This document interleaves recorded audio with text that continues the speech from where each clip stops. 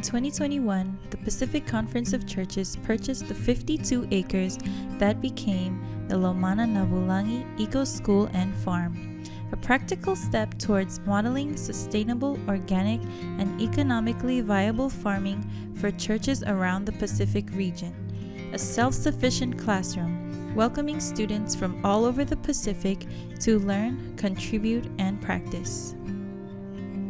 Along the road leading up to the farmhouse, manioc have been planted alongside kuda, indigenous oranges, banana, avocado, and coconut trees.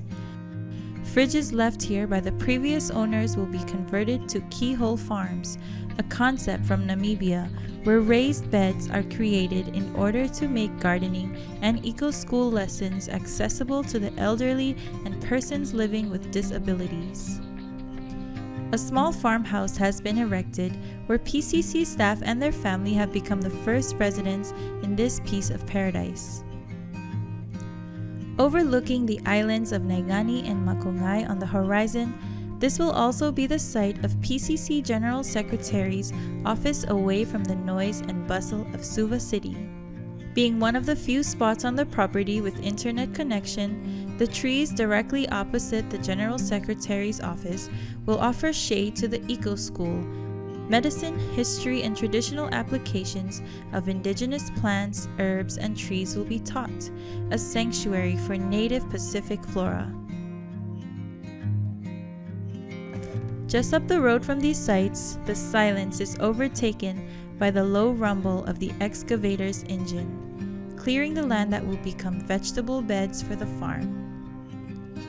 Another development set to take place is a retreat center towards the middle of the property.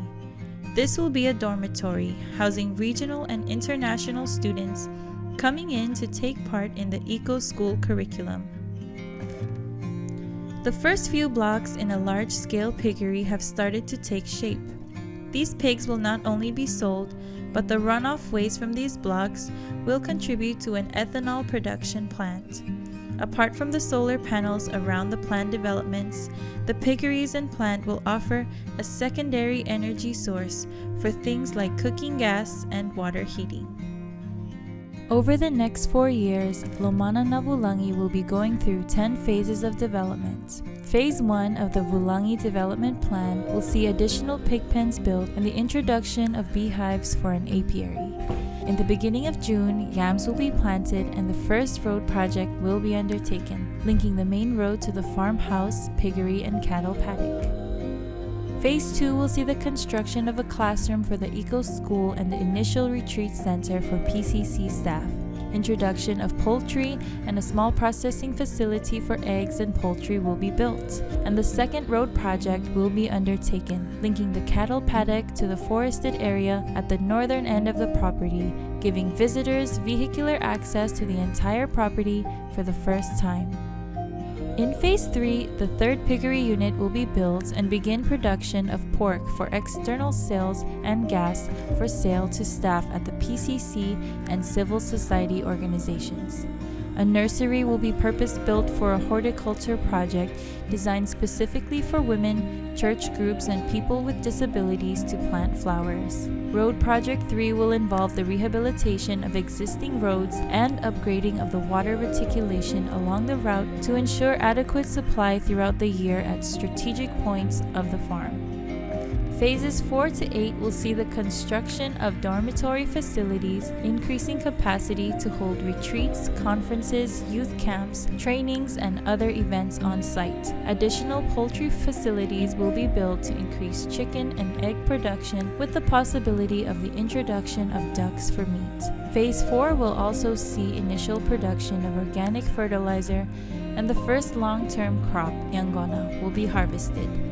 There is potential for the development of an ice plant and general store on the roadside edge of the property.